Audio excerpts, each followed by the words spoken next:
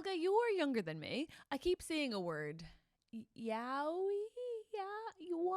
Y-A-O-I. Y-A-O-I.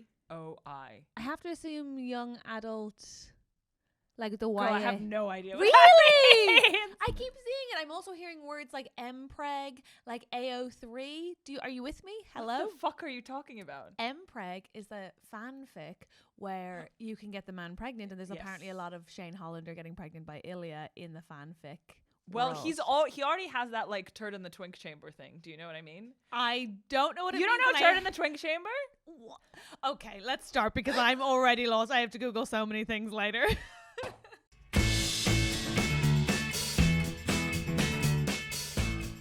What do you mean? Turd in the twink chamber. What? I don't know what that Okay, means. so I hate from what this. I understand, and I don't know if I'm authorized to speak on this, but you know how like sometimes there'll be like a side shot of Shane or Ilya, and they'll like have perfect bods, but then just because of the curve of their spine, they'll look like they have a little bit of a belly. But obviously, objectively, I have not seen that, but sure. But okay. objectively, these men don't like have One bellies. single imperfection. So yeah. when you say turd in a twink chamber, it's like, oh, they just need to poop. I don't like that. Please, can we Google YAOI? Please, I beg. I'm sorry I said pooping because obviously in the Heated Do Rivalry you know- universe, butts are not for poop. They're not for pooping. They never have been. And that's a fact. That's a fact. Do we know what it means? YAOI is Thank you, producer Japanese Charlie. slang term, originally an acronym for Yamanashi Ochi Nashi Imi Nashi, which means no climax, no point, no meaning. Whoa. Whoa. So it's like most of the sex that straight women are having. Yeah. Sorry, no offense. Refers to fictional media depicting homoerotic relationships between male characters, often created by and for women, which focuses on romance rather than plot. You know what's really interesting? And I stand by what I'm about to say. Please. I think I'm nervous. that like men create lesbian relationships that are unrealistic because it's just sex, and I guess women create unrealistic gay relationships because it's just mainly romance. talking. Ah, the circle of life. Isn't that beautiful? Now, before we get into episode 3, and we will, I want to say a couple of things. First of all, if you haven't seen the rest of the series, I would argue go away, watch that, and come back to this because it's impossible, to my mind, to talk about episode 3 without contextualizing it in the bigger picture of the series. Okay. Otherwise, I get angry. That will become clear in a moment. Oh, I'm excited to hear this. Okay. And secondly, before we get into it, we have to do our first ever gay corrections corner. Gay corrections corner. I know what you're thinking, but you guys are gay.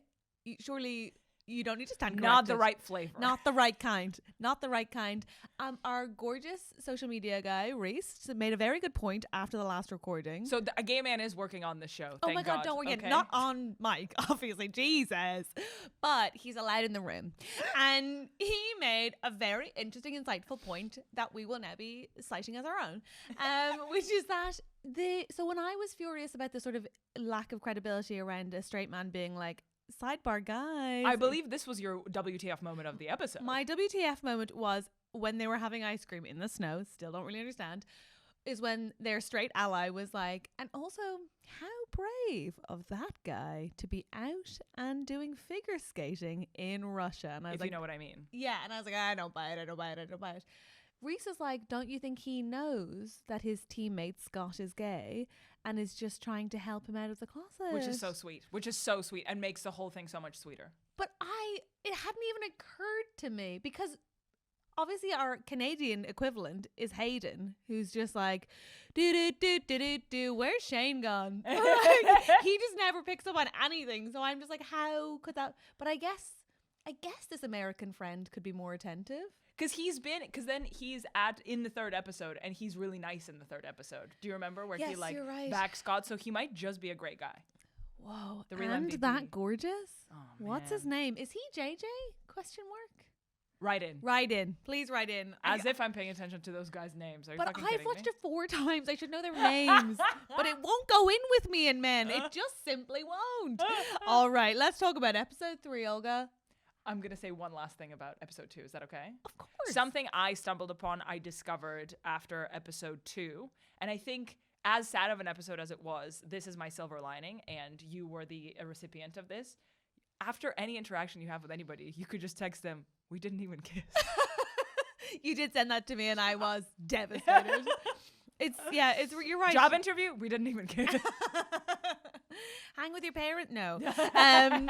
Okay, here's what I'll say. I have to be honest about my first feelings on the first watch of this, which is that I was so revved up.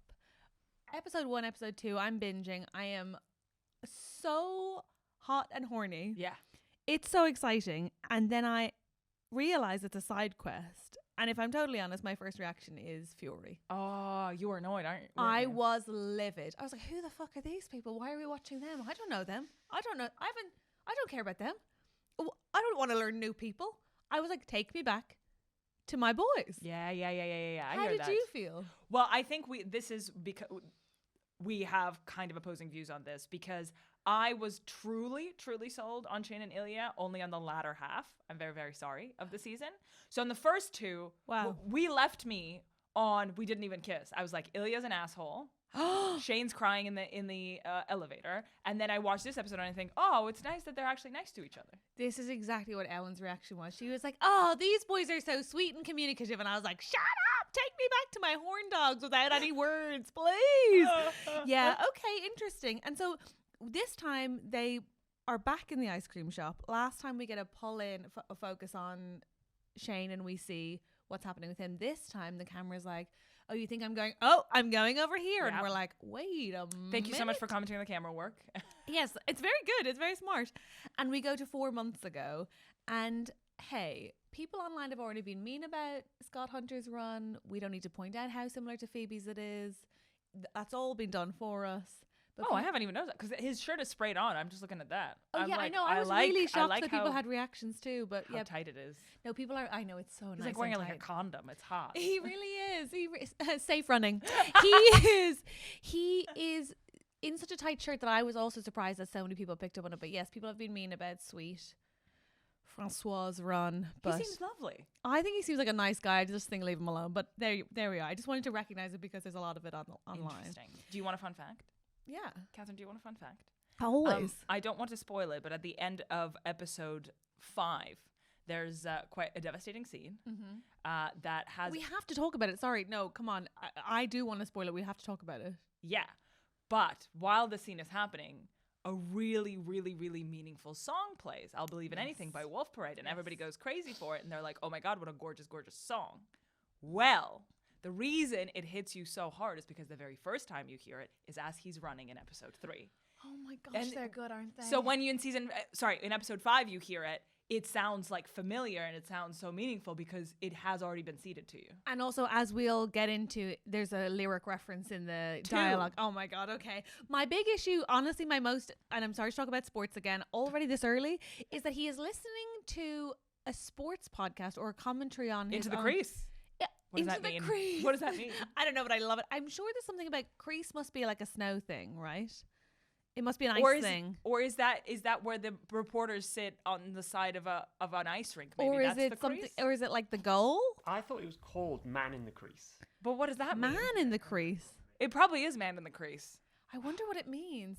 The Charlie? ice hockey crease is the blue semicircular area in front of each net. It's the semicircle in front of the goal. Thank you, producer Charlie. Man in the Crease. Okay, that's really good. Man in the Crease is also my boyfriend's nickname. Come on now. But I just think to be listening to your own critics, I thought straight out the gate, I was like, this boy needs help.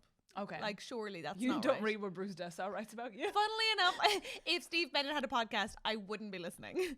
It's so weird. That's why we're different. I know. And so that made me feel bad for him. And then he goes to straw plus berry.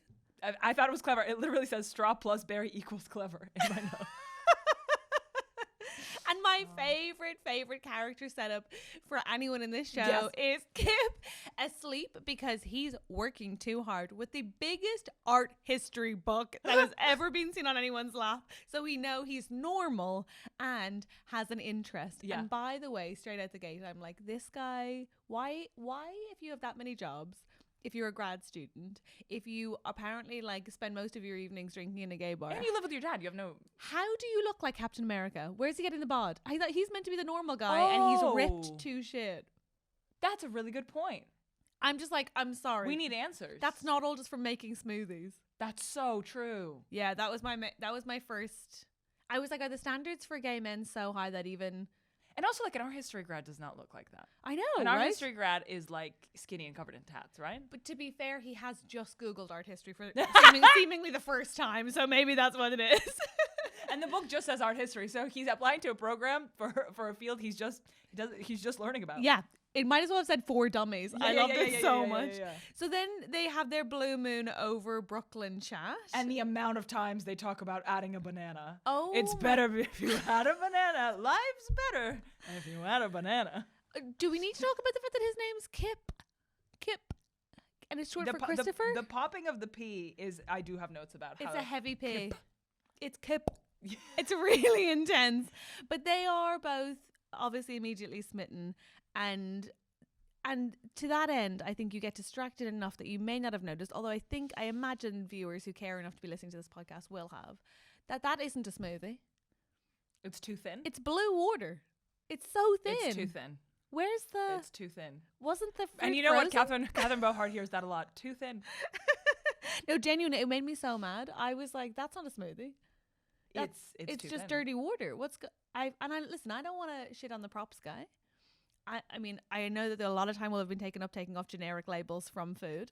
Yeah, we but- should be just putting a little bit of dye in some yogurt. That's Right? it, right? As if we know. We don't know. But I feel like it's something, right?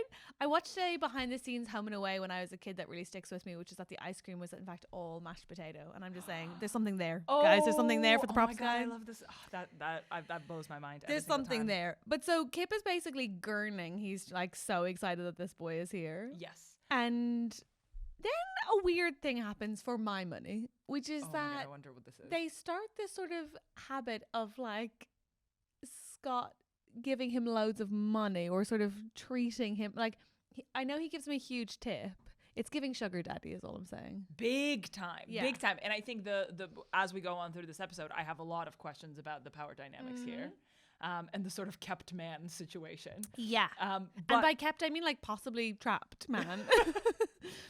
But we have to recognize that this moment, this first interaction does allow for one of the greatest, I'd say small part, walk-on parts I've ever seen anyone play, which is the woman who also works in the smoothie shop. we love her. We love Girl. her. She is all of us. Girl. And then when she sees them talking and she goes, "This is awesome." I was like, that's me and Catherine watching this. This is awesome. They are gorgeous, the pair of them. Can we acknowledge that they are both stunners? Absolutely. And I love a height difference. I love it. I Oh, think it's great. do Yeah. you? I That's feel- how you can tell them apart. Yeah, no, they do look so similar. I'm only okay with it with men. And Can I say something? toxic view. Something that keeps happening in the show, and I think this is a perfect show and it's completely faultless, but in the very beginning, obviously Kip doesn't know who Scott is. He just thinks he's a hot guy. Yes. And there's a bro in a backwards cap that comes in and is like, "Is that Scott Hunter?" And look, I don't know how things are in Canada. In the city of New York, no one cares enough about hockey to be like, "Whoa, is that hockey player?" Maybe Yankees. Do you know what I mean? Like maybe a baseball player, maybe a basketball player. But I simply don't believe that like hockey players are being recognized on the true? street. I mean, because at some point in an episode, there's a reference by Ilya to the fact that the Metros are actually the most successful sports team historically, and Yeah. Shane says bigger than the Yankees. Yes. And I yes, obviously we're talking about it being in New York, but I have to think it's plausible someone in New York gives a shit about ice hockey. The fact that it's plausible that guy happens to be in this smoothie shop at the exact same time, a little and then bit more everyone difficult. else is like, "Wow." Yeah. I feel like if someone was like, no, I actually was going to say something very cruel. But don't you think if people can be impressed by us doing stand-up comedy, somebody could be impressed by ice Okay. hockey? Come on. Right? Surely. Surely. That has No, to you're be. right. It is absolutely implausible, but I did love it. But I think it's a thing that happens throughout. Like people are constantly asking them for selfies or asking each other, like, "Were you recognized?" And it's like, I just don't know if they're at that level of fame. Maybe in Canada they are, but I don't think in I the think US definitely they are. in Canada they are. Sure, because it's a cold country. Yeah. But given the fact that in America they have football, they have basketball, they have baseball. I love that, like, just hello, in America they have televisions. No. They're fine. They don't need this. But yeah, I think they're pretty famous. Oh, but you're right. Okay, so then I think is the next scene that they're watching hockey in the gay bar. yeah. And are we supposed to know who Kyle is? Write in if you know, because never has a character who's simply the bartender's name been used so many times. People are like, "Thank you, Kyle. Cheers, Kyle. Thank you, Kyle." That's a reference to the fact that Scott Hunter keeps saying Kip, Kip, Kip. And they're like, well, he likes you because he keeps saying your name. And then they go the same thing for Kyle to show how weird that is to do. Oh, I'm That so you'd only silly. do that I if was you're like, flirting. is he in one of the other books? What's going on here? Why do they They're keep setting up a spin-off now. I know. I truly was like, Kyle, okay, we get it. Oh my God, I'm so silly. Wow, thank you for explaining No, that it's to me. actually it actually feels really good to finally show you something, because so far you've only been telling me things and I'm like, what? What? They're gay? I know. I'm so sorry I had to tell you. Okay, so he's at the bar with Maria and Sean. Sean, who I'm immediately endeared to, would die for, would like him to have his own spin-off. I feel like it's exactly right that if I agree, by the way. Sorry, I didn't say anything. It's like me and Sean were have like, beef. No, yeah, no, I know. He's actually not a great boss if you're a waiter. But I just think it's so sweet that they all watch it with him, because of course you do. That's exactly what you'd want to do if it was your friend. You'd be like, give me details, give me zoom in. The amount of times I've sat my friends around and played the Turtle Student Comedy audition clip of the boy that I happened to be fucking at that time, I really related to that. It's like, watch this. Watch him talk about taking his driving test. And also, it's so similar to be like that guy in the helmet. No, I swear you can distinguish between them. It feels very similar and reminiscent of being like, no, this lesbian with the short hair looks different. I swear she's special. I promise. No, the one with a carabiner. Yeah. Yes, she's unique. Thank you very much. And then the next day they have Scott come back into this, and I really love this as an excuse. He's like, whenever I have a system that works, I have to perfect it, and it's like a superstition, and I do find that plausible for a professional athlete. Oh, and they talk a lot about superstitions, and we already have the superstitions with the beard set up, right? But there's no way I believe that thin ass smoothie is something that made him win the game, but sure, fine. Fine. There's a bit of a thin ass smoothie coming into someone's ass later in the episode. I hate that. Are you okay? Are you all right? It was a reach. It was a reach. It was a real reach, but that's the kind of podcast this is. A reach. And so this is again, does he try to tip again? Yes. So the sugar daddy theme continues. And then he stays, right? Scott stays. Because he says something about having to email. And you're like, my guy, you don't have any emails? What emails do you have? Serial killers. Which is so weird. What's that? Is he panicking? No, in that moment, what I think is happening, whether it's Rachel Reed or Jacob Tierney, are looking at the audience and saying, we know you're middle-aged women. What else do they like? They like ice cream in the snow. Yeah. They like boys in jerseys, and they like serial killer podcasts. Yes. 100%. That is a nod. We're like, we know where our money is coming from. Do you really think? Yeah. God bless. Wow.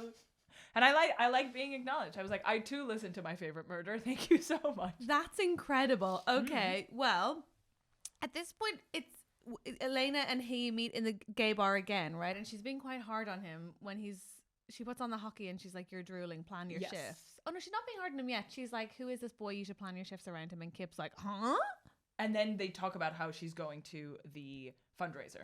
Oh yes, they drop that in so very casually, and it totally makes sense in the conversation, said no one. And she's like, and by the way, will you still be coming with me to this event in 2 months' time? I was just thinking about that now.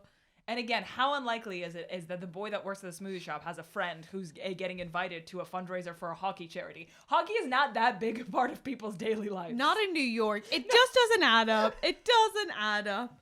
I will say I think the Under Armour sponsorship on the show is surely got to be incredible. Everyone's wearing Under Armour all the time, especially Scott. Well, we've established that there's lots of brands they are not saying or they're not featuring, right? Mm-hmm. Because I doubt they have the rights to. But I would just like to commend Under Armour and also Corona for being like, for getting ahead of the game and saying, I think this is going to be good. You should use this. Yeah. Use this in your stuff. Yeah, go ahead. It's true. Okay, so Scott pretends to have emails. Then he invites Kip to his game. Yes. Kip brings Elena. Yes. Elena's like, first of all, these are incredible seats. He's like, yeah, yes. I got them from a guy who's actually on the team. Yes. She's like, no, but really these are good seats. And he's like, I really am making that up. Then he skates by and waves, and we find out 3 times. Because we find out later that Scott doesn't have a family, and it's probably the first time he has anybody in the family and friends seats. Okay, that's just clicking to me. Yes. Oh my god. So when he comes by and nods and he gets nothing, but he still circles back around and is like wave, and and Elena's like, girl, are you going to say hello? And by the way, love to be Elena in this situation. Love to be the friend who's like, wave back, bitch, wave back. Yeah, he doesn't usually have anybody in those seats. It's so endearing. I can't tell what you find endearing or gross. Oh yeah, I know. You're It's like, a very I'm fine so line. horny. Fuck these guys saying I love you. And it's I like, find oh, it he's endearing. an orphan. I Which find one it. is it? I find it endearing that their dads aren't around for them, and I find it disgusting if they express love. It's very simple. It's very simple. I don't think it's complicated. And then yes, you're right. So then he plays Ilya's team, and Ilya says something like, "Too bad you can't play at home all the time." But you're right. He also says, "I love you" to all of his teammates, and then he gets into a fight with Shane after he says you sound like him. So we have to believe that Scott Hunter knows about Ilya and Shane in this show version. Yes, definitely. Okay. Not only does he know that they're both gay, he also knows that they're gay with each other. Speaking of people who are gay, Tell me. Kip's dad. Ooh, Are we going to talk gay. about it? Definitely Are gay. we Definitely gay. Listen, I know that we're not supposed to just, but given we've already talked about Hayden, I have to give a little shout out to Kip's dad, who is both incredibly adorable, but surely the most Golden Girls watching. Oh yeah, he's camp. Sweet angel homosexual camp man. So there's two genre of dads in the TV show Heated Rivalry. There's gay and there's dead. Yes, that's so true. And I think as it should be. Do you think Kip's dad and David could ever? Wouldn't that be beautiful? Oh. Don't you think that would be so That nice? would be We very just sweet. Sorry, Yuna. Yuna doesn't care. She's like, oh, sorry, the Tokyo markets are up. No, and also if Yuna needs like a lesbian spin-off, call me, Jacob Tierney. I will play her new wife. I would love to play her. Yuna's so hot. Yuna is hot. It's nice to see I a mean, woman's face move as well. Can we also You're say- Yuna. When I told you, the second she started talking about the Reebok sponsorship, I was like, that's Catherine Bohart. Yeah, I do think that if I did have one singular son who was incredible at sport, I would be in my element. Oh my God, that would be perfect for you. Tiny segue here, which is that we never really talk about we talk a lot about how Hudson's depiction of neurodivergence is good, about how his depiction of being a sort of closeted sportsman is good. We never talk about how good he is at being believable as an only child. That's so true. Don't A you just find- precocious child? Yeah, who I'm just like, knows yeah. how to entertain himself. Yeah, truly. I'm like, that boy is born to play an only child. Oh my God, you're Yeah. so right. Also, while we're still on him, I will say this. Okay, so I have a little bit of a predicament.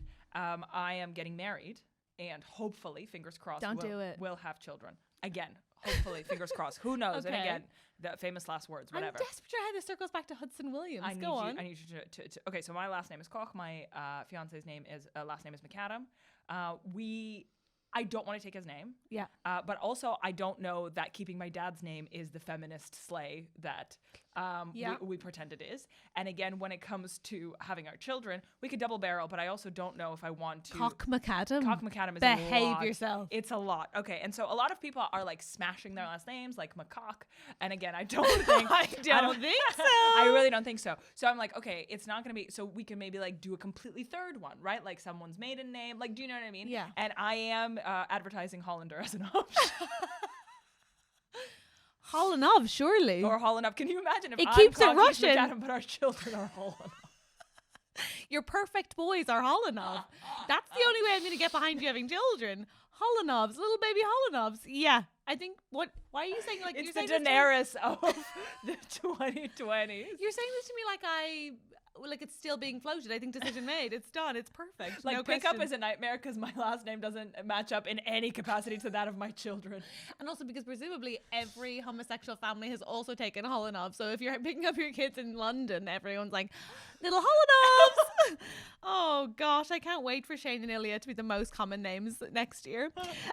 Crash wallop into Scott at this event being banged into by the door as Kip comes out with his tray. Yes. The lady who's like, for God's sake, you can't get a waiter. Everybody's a model these days is rude. But I actually think she has a point. All right. Completely unnecessary, but continue.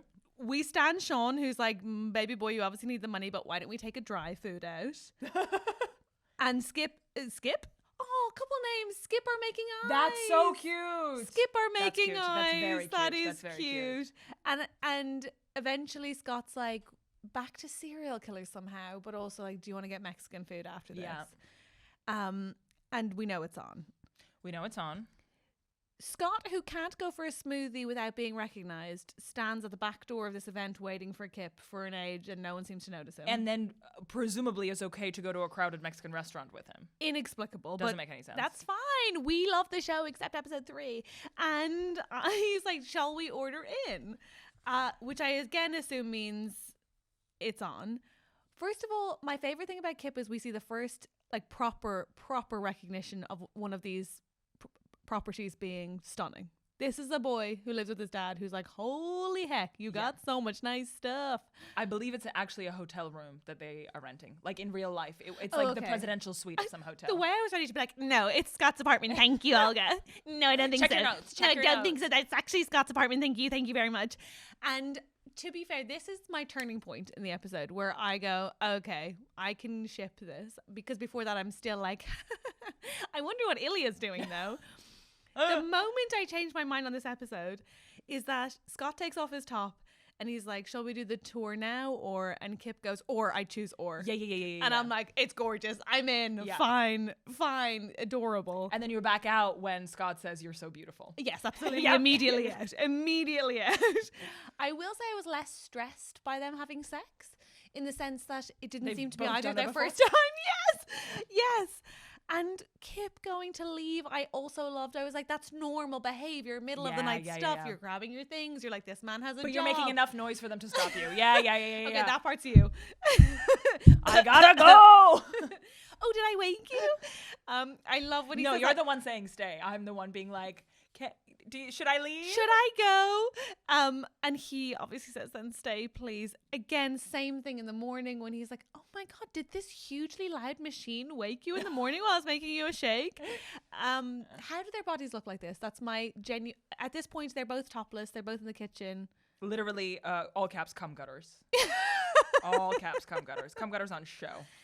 You could snowboard down these puppies. It's so hot when Scott picks up Kip and is like, can a I? baby. Oh my God. Yeah. Can I fuck you? So hot. Hot. That's what he says. I'm not just saying that to you now. No, you can't. You said You'd cum break gutters, my can I heart. fuck You'll you? ruin my life. Is the smoothie bottom friendly? Question mark.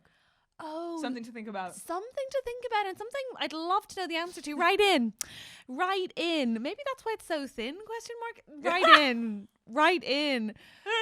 They are then back to the smoothies, which I really respect. They don't skip breakfast just because they fucked. They're back on it. Liquid douche. And then here comes, that can't be right. Although it does feel like a name of a smoothie in that job. And then here it comes, the most intense, relatable monologue I've ever seen. Relatable. On the television. Honestly, I switched off. You switched on. Yeah. This completely, I completely was over This it. I was dried you like, out? This is horrendous. This is too fast, too soon. This is love bombing. You are holding this man hostage in your flat. It was love bombing. I completely I can't agree. do it. I And can't. I do think their whole dynamic is fucked, sure. But I felt like it was very true of the kind of man who has been thinking he can wait till he retires to feel what everybody should get to and wants to feel about, like, in romantic love. And then there is this beautiful man who he has been coveting. He's in his apartment where he never lets anyone come. And I just had to do a little yeah. And then if he leaves, he has to stop knowing that feeling again, has to somehow Or just have a tape second together. date like normal people. Okay, but Catherine. Scott doesn't know that that's possible. He's like, it means a lot to, I think you're right. I think it's a crazy thing to have said, but I also think it's very plausible that that's exactly how he was feeling and unable to keep it in. I don't know. because I really was like, this is too much. Because even if you are feeling these things, like, just you have to pace yourself. Also, another thing that I'm trying to do this year and I'm trying to introduce in daily conversation is pulling a gun on a person in conversation, because I think it really adds drama. Like, hey, how are you? Hey, how are you? I think that's fun. Like pulling a handgun, like a finger gun onto a person on conversation, because I think it adds drama. Okay. Do you know what I'm talking about? Yeah, no, it definitely adds drama. I'm wondering how. So what I felt like, he was like, hey, like, it wasn't like, hey, do you want to stay? It was like, stay.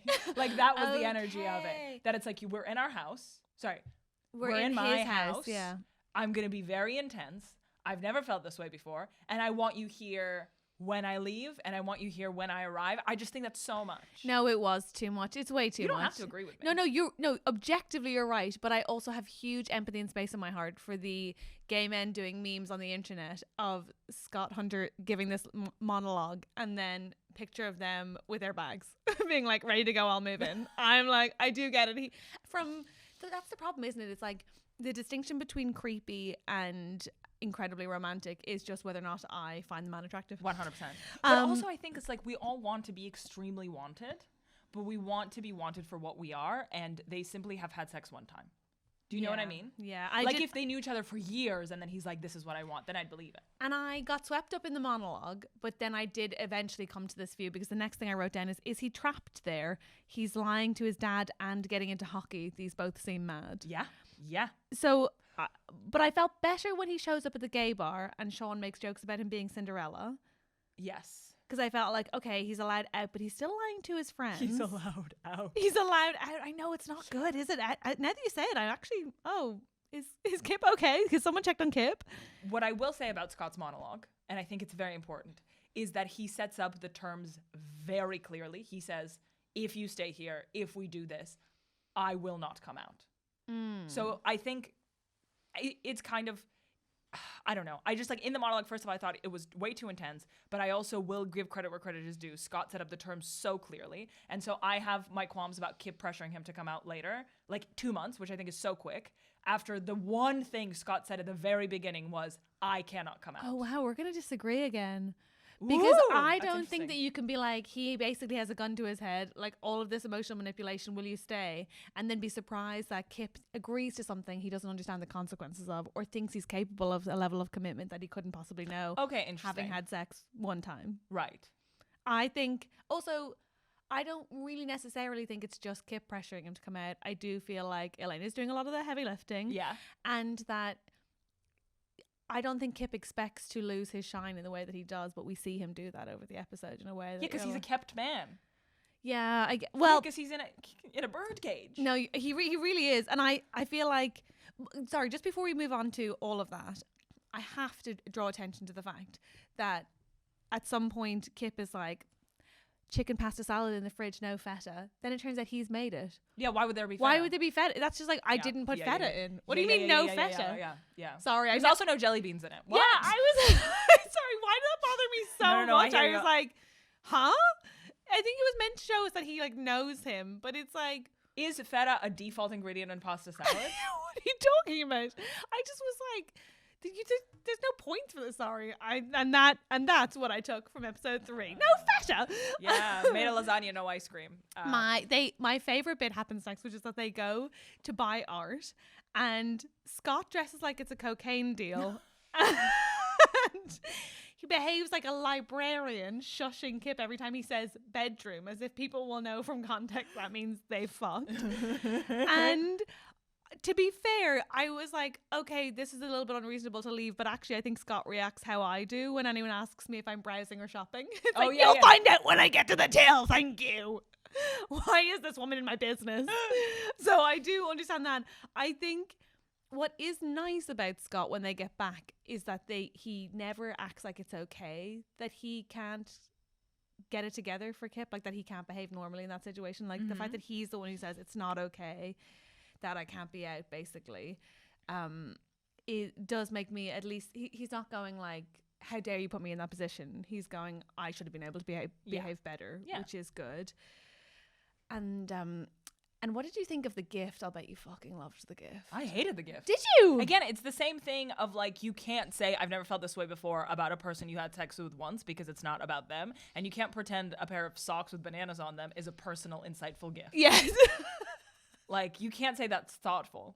If you could buy it at a Tiger, no, that's a nightclub. My Tiger. thing is that the art history guy is like, I think it looks like your smoothie. And I was like, barely. Give this guy's the aesthetics guy? Really? I didn't love it.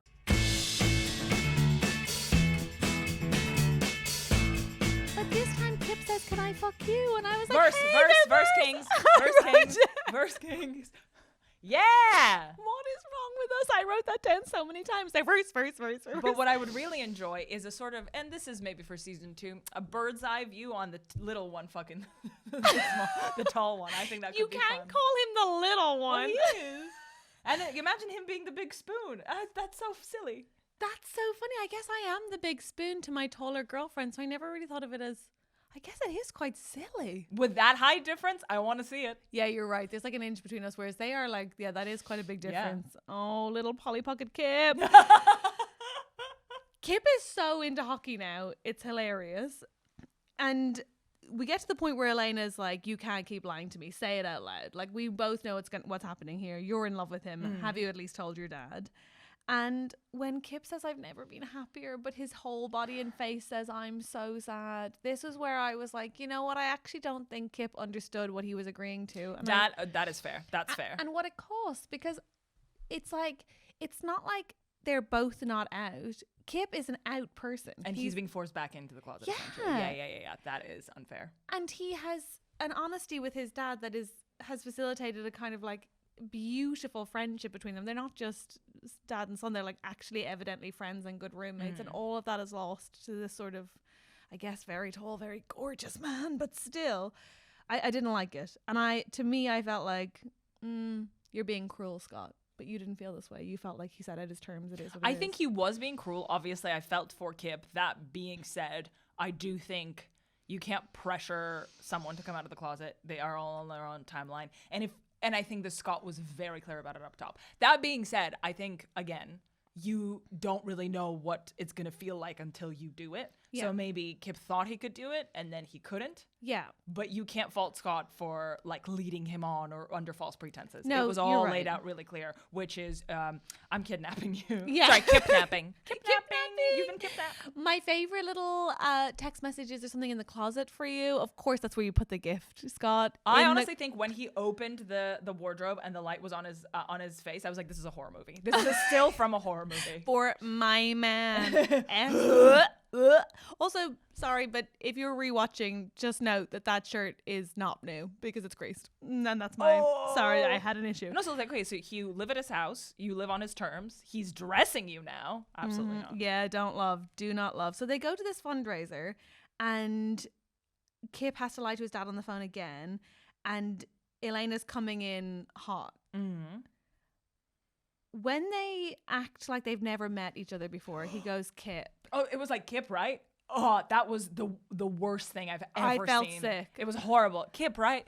Can you imagine? I felt sick. Can you imagine? Hell, he's I guess putting feta you can still smell my asshole on your dick. How dare you, putting feta into a salad just to take it out again for you? He's putting it in and then he's slicing it up and then he's picking it out. That's how much he loves you. And you're like, Kip, right? The disrespect. That's awful. Disrespect. That's awful. Again, Scott's hot teammates there.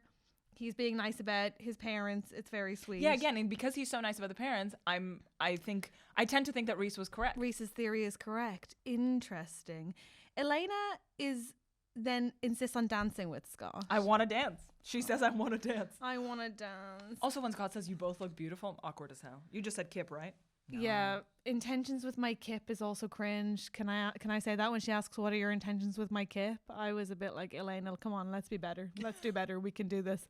But when she says he deserves sunshine, which is this the first reference to he deserves sunshine. Okay, so this is the first reference to the song we're going to hear later when they kiss. Yes, which is I'll Believe in Anything. By the way, at this point, as we recap this episode, I'm sorry to say it, but I am just going, there just isn't the same draw for me with these guys. I do love them, and eventually I'm grateful to them. And I know that they're formative, but I'm interested if you've read the books. Is their story more interesting in the books? Well, we can read the books. Do you think? Is that the evolution of this podcast? Do we read the books, guys? Write in and tell us. Do you see how we're seeing that? Yeah. It's what's funny to me is that everything you just said, and I've written down the words opposite of a slow yearning burn. So what we are given in terms of storytelling with this episode is the exact opposite of Shane and Ilya. Oh. So we've been conditioned over 2 episodes to be like, no, this is going to be a marathon, and then they give us a sprint.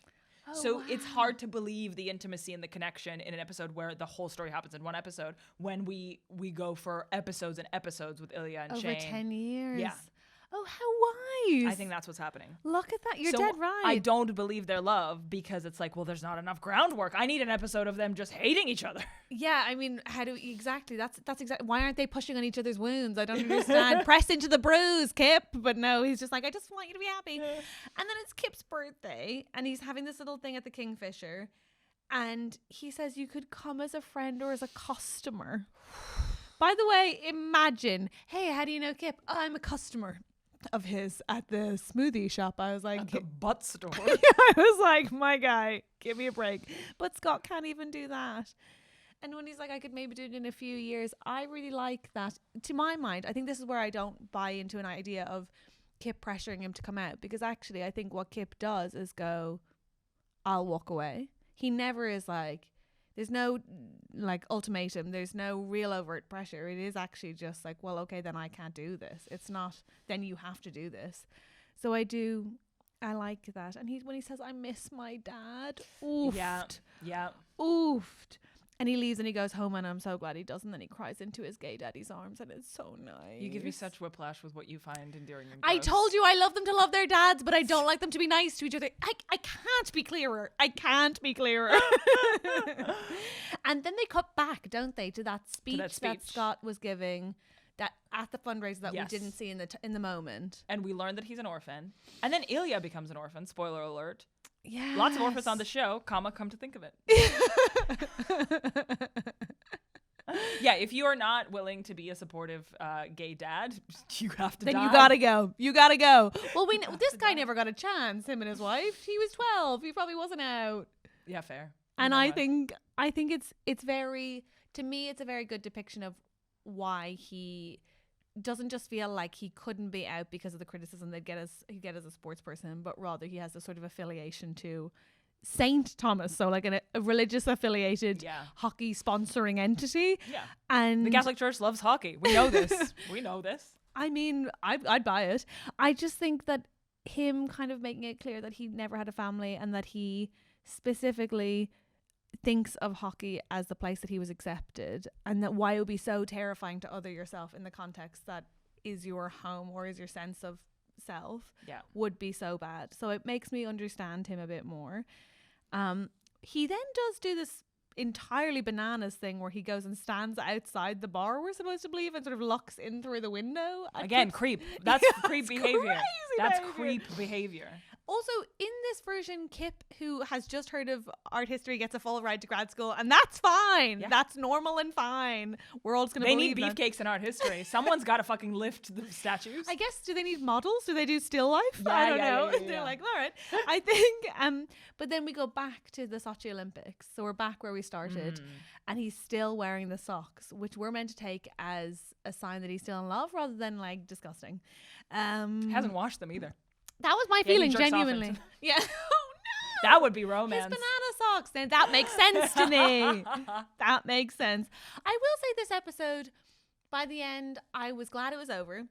And also I felt like, okay, that was a bit more adult. Like they felt somehow more like grown men. Yeah. A bit than the boys. But I just... There's a version of me that's like, I don't see what the big deal is. Like the trade-off is that you get a really hot boyfriend, even if he's not at stuff.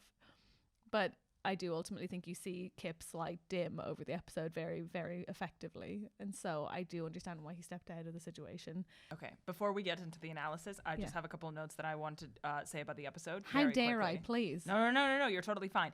In Scott's speech, he says it's everything, which is another reference to the song. Oh, second Because he says it's everything twice.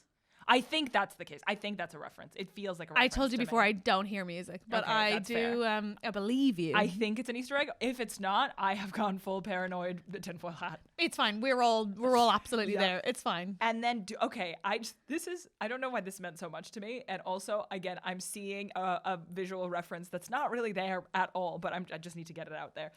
Over Christmas, I watched Love Actually, and obviously, people have opinions about that movie. I think having any kind of take on Love Actually is stupid and boring to me. It does suggest you have too much time on your hands. Yeah. There's like I've watched this 4 times this show. How dare I? Earlier on when you were like, is that an Easter egg? All I could think was the fact that I have deep dove enough that on episode 6, sorry to skip ahead, but you know when Shane does the loon call? Yeah. I'm so deep into the midst of all of this that it has been pointed out to me that that's not a loon call he does. He does a different bird, one which scares off loons. Anyway, back to this episode. I know. I'm gonna slide off this seat. Protecting his man. Anyway, we'll come back to that's episode 6, and this is a worse episode. Episode 3, where Scott says it's everything. So, in Love Actually, do you remember when Keira Knightley sees the video that the guy has been taking of her? And she's like, oh, they're all of me. Yes. And then he runs off. Yeah. And then Dido's, and I fall. I won't sleep. I can't breathe. Oh, it until took me you're out. It took me so long to figure out what song you were trying to sing.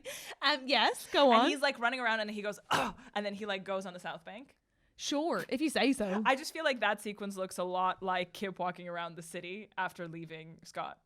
There's like him in traffic. I don't know. I don't know why I saw them together. They felt very spiritually similar to me. Interesting. Okay, maybe because they are similar dynamics. Where Maybe you're it's just like, because I watched them on the same night. you watched Love Actually this year. Yeah, on Christmas with my mom. Huh. Okay. She asked for it, and I said, well, we're watching my gay hockey show for me. We can watch Love Actually for you. Wow, my mom asked that we watch a show about the assassination of Garfield, and then Garfield the cat? no, the president, and then we watched Garfield's assassinated? Garfield's dead? and then Now every day is Monday. yeah, and then we watched The Jury, which is about jury service and its complete failures in the British legal system. Oh my God. Anyway, different Christmas vibes. So to return to the end of this show, they're back at Sochi, Yes. and he's wearing the lucky socks. Did you have any last takes or last thoughts? Did you think, like, because do you think that they maybe could have been hot that they kept it secret? Do you think Kip could have lent into that in any way? I think there's like an offhand reference to the fact that he thinks that his dad. Okay, I think there's an offhand reference during the episode where Kip says that his dad probably thinks he's fucking some married guy. And so I think that is a sort of, I guess, encapsulation of how like a covert affair would just be kind of embarrassing and cringe for him. Yeah, yeah. And I think where sometimes, and by the way, if you have to keep something secret, I'm not for a second suggesting that the silver lining is like it's a little bit sexy, but I think sometimes with Ilya and Shane, the covertness of it is sexy, right? Like when Yeah, they're 100%. when they're texting each other and they shouldn't be. But they're not at that stage in their lives. Whereas here is the real inverse, where you go like, actually, this sort of degrades your sense of self over time, and is relatively demeaning for Kip by the end, and certainly dispiriting, and that is enough to just be like, I have to call this even though you're gorgeous and I love you. Yes. I just think that there's the thing that really annoys me about this relationship is the asymmetry, is the fact that Scott Hunter's interests are considered like more important. It's the fact that Kip is at his games and watching hockey while he's at the bar, whereas like it's not like Scott's like, tell me about Michelangelo. No, in fact, they go to an art gallery And one Scott time leaves. and he's like, I can't do this. Which, to be fair, that art wasn't good. but Yeah, the still. reason he's left is because the art was so bad and boring. Ugh. I do feel that way about museums. Horniest you felt in this episode, please, Olga? Oof. Horniest I felt in this episode. I think it's a two-way tie between the spoon sex. I loved the spoon sex. The cake and the spoon sex was very, very good. I like spoon sex. What is this? What was the spoon set? The spoon sex, I think it was Scott fucking Kip, and they were just two little spoons. Okay, that's nice. Yes, I like yes, that. yes. And then I did like when he says, when Kip says, can I fuck you? I am like, the second I realized that they were verse, it really excited me. Verse was for me also the scream moment. I was like, woohoo! But I also was horny when he picked him up and he was making him a smoothie. That was like, he really picked him up like a baby. That was very exciting. Unforgettable We say line baby a lot. little baby. Unforgettable line of dialogue. Unforgettable line of dialogue. Thank you so much. I'm sure on the forums the sunshine thing was said twice over all the time, but I clocked it myself and I was very smug about it. So when she says he deserves sunshine, and in my head I was like, he deserves sunshine. Wow, I found it so cringe. For me, it was girl. And that which I didn't write down in full, but Sean's sort of like riffed ad-lib about him being like Cinderella when he comes back to the gay bar, having been away for 3 days, that I also very much enjoyed. Your what the fuck moment? I mean, obviously Scott holding this poor boy hostage. I think the second he went into his first like, here's, I'm gonna say something intense now, stay and don't leave, I was like, what on earth is going on? Really? And I was like, I can't believe I'm supposed to think this is romantic. This is love bombing. This is like emotional manipulation. I hated it. For me, I was like, why are we talking about feta? It was never in the salad. It was never there. That was my what the fuck moment. God, that's funny. Low budget moment. Well, okay. I knew that it was. Wait a second. I'm actually going to take a second for this one. Low budget Please. moment. Do we need to acknowledge that they don't have enough budget for a thicker smoothie? Yeah, it's the props failure. I agree. Sorry, guys. You're usually really, really, really great. No, amazing, but this is terrible. And gay giveaways? Well, it would be only about Scott, surely. We can't say his run, can we? He just runs like a man who got into sport later in life, but that can't be true. The man's an athlete. It's like he just found out about it, but that's unacceptable. I think maybe a low budget moment is that they're like, okay, what if we said it was romantic to film most of this in one room? Yeah. What if it was part of the plot? What if it was actually kind of gorgeous? Yes. And gay giveaways for me also everything Kip's dad does.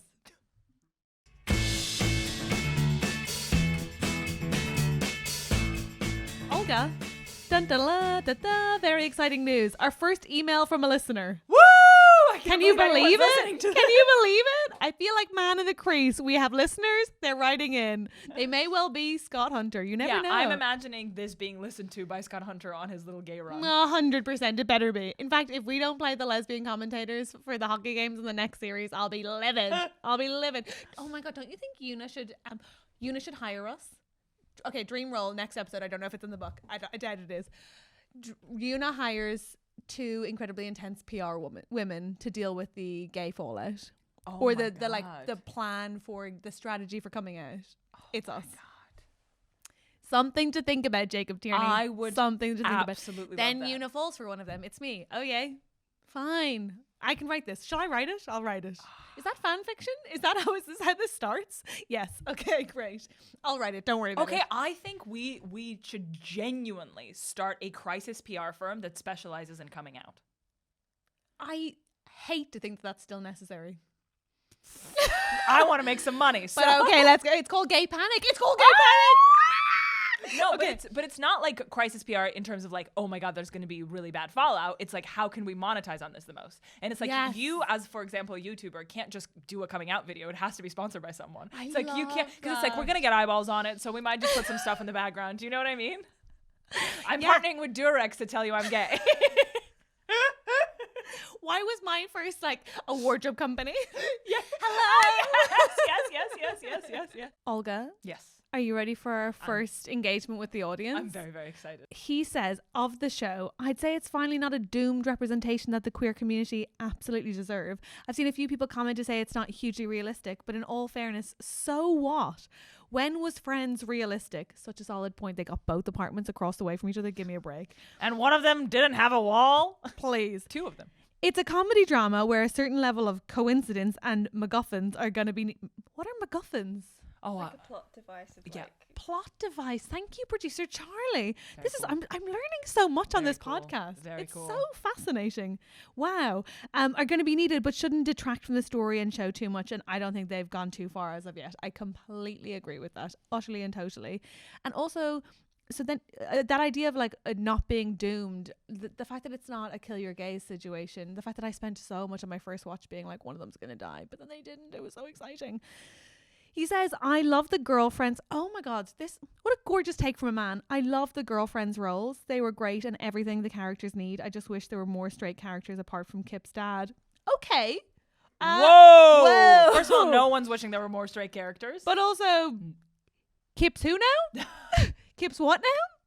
Okay, well, on that point, we do diverge, James, because I don't think of him as a straight man, but I love... if I'm like a straight character on Heated Rivalry, he is the last person. so last on my list. I'm like, I don't know Una, what you mean. Svetlana. Like, what are you talking about? Not Una or Svetlana. Okay, sorry. Come on, be realistic. That girl who works in the smoothie shop is the only straight character on this show, and I will take no notes or feedback on that. James makes a really good point, though, which is I think that's so true, and we'll probably talk about this more on the next episode, but the role of the women in this show, where I think there have traditionally in gay media sometimes been diminished roles for gay male best friends when it's women, and diminished roles for women when it's the focus is gay men, right? Like, you sort of see misogyny play out in gay spaces when it's gay men talking about women or using women for whatever end. And similarly, you just see this extreme homophobia when we characterize gay men as friends to, shall we say it, Carrie Bradshaw.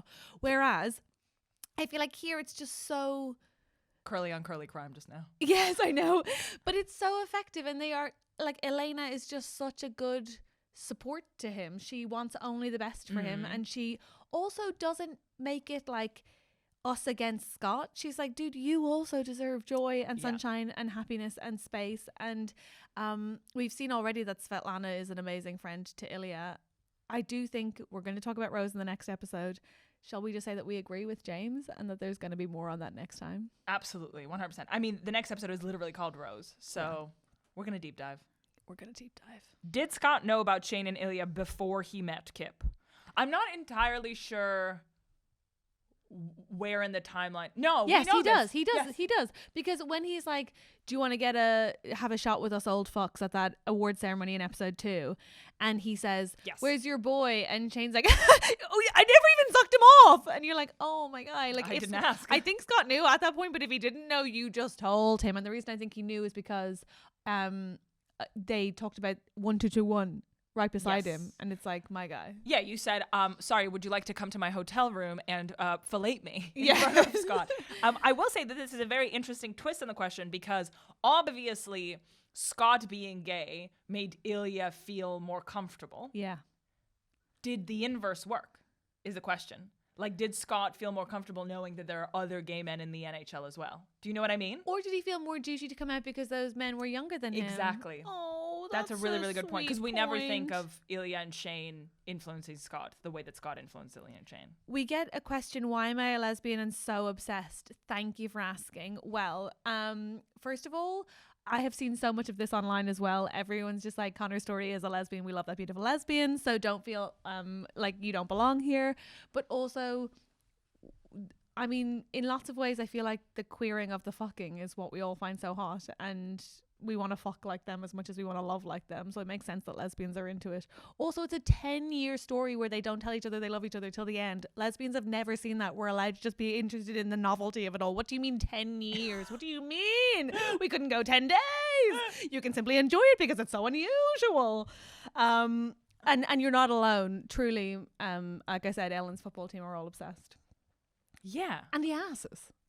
Asses are universal. Everybody's got one. Everybody's got one. We all don't I want to know buy it. them. Yeah, I think that's absolutely fine. It's a story about love. Yeah. Yeah, this is it. And that's This just is universal as hell. This is it. There was a really interesting article in The Guardian about the sort of contempt for the kind of women who love this show and why it's so diminishing and so demeaning to sort of be like, oh, it's just wine moms. When it's like, actually, it's women, and women don't just love it because they're freaking worms. They love it because it's good. You can just love it because it's so freaking good. The storytelling's beautiful. The dialogue is good.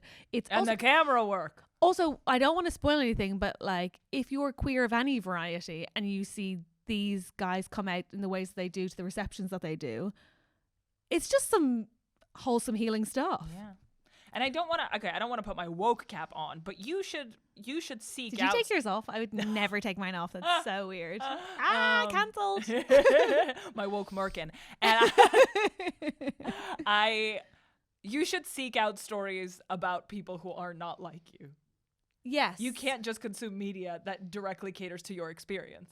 Yes. Hard agree. Yeah, absolutely. And it's like, it's so exciting, obviously, for gay men to have a story that's not doomed, but it's also so exciting for people who aren't gay men to see stories that aren't about doomed gay men. Yeah, and also there are such a limited number of stories of queer people on television. I think it's okay that we're all drawn to this one like moth to flames, and the fact that it's not doomed is exciting for us all. It's just so utterly thrilling. Gay people are constantly forced to consume straight media, so it's actually kind of cool that that straight people are now forced to consume gay media. Yeah, good luck going to work and not having watched this, guys. Good luck. I said going to work like work is for straight people, which I guess I kind of think it is.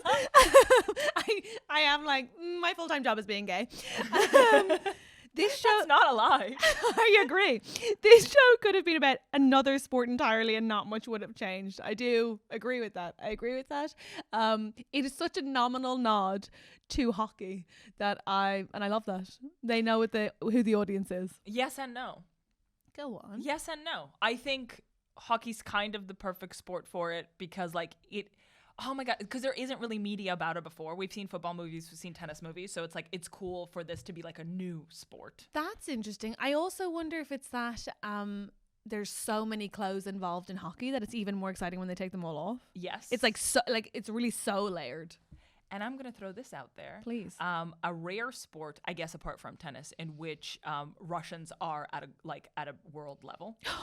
Sorry, no, but it's true. You and can it's never go back to Russia. it's true. But also, this show would not be the same if it didn't have a Russian accent. And in order for it to be believable, it has to be a Russian athlete that is good at that sport, and hockey is one of the few. That's a solid point, you know. There you go. Sorry. Oh, no, I loved it. And also, say sorry to Mother Russia. you've disappointed her. That exercise, the ice exercise, where they rotate their knees. A little Oh bit, my God. That's only in hockey. Only in hockey. Oh, you're right. Okay, so actually, that's why it has to be hockey. It's so they can face down, ass up. Yum. Let's finish with a tiny spoiler, which is that the reason I think that this whole episode was worth it is, of course, because of what we see in episode 5. I think there have to have been more people like me who were still angry until we got there, and then I went, okay, I'll allow it. You liked it the whole time, though, right? No. Okay. You're right. I think I was excited for people to be nice to each other after the devastation of the end of episode 2. Yeah. And then obviously Scott love bombed the shit out of Kip, and I was like, I'm out. Fuck these guys. Whereas And I was like, okay, all right, I get it. This guy really likes this guy. you're like, someone's got to be toxic. Thank you. Yeah, all right. Yeah. Well, that was episode 3. See you tomorrow for episode 4. Thank you so much for listening. You can find us on TikTok, Instagram, and YouTube at Tonsil Hockey Podcast. You can also email us on tonsilhockeypodcast@gmail.com. We would love to hear your most unhinged thoughts, hot takes, and WTF moments. We'll be back tomorrow with our next episode.